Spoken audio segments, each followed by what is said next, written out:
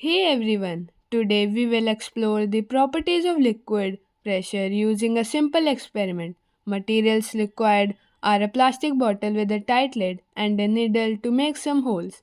First, make many holes at the side of the bottle at same level. Fill the bottle with water with the lid open. Water flows out of all the holes with equal force. Observation: this shows that liquid pressure at the same depth is equal and acts in all directions. Experiment 2. Close the lid tightly. Now water stop coming out of the holes.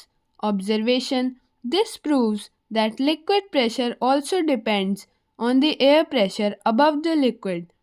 Liquid exerts pressure equally at the same depth in all directions, and closing the lid stops the water flow because air pressure is blocked. This simple activity demonstrates the key properties of liquids in an easy and practical way.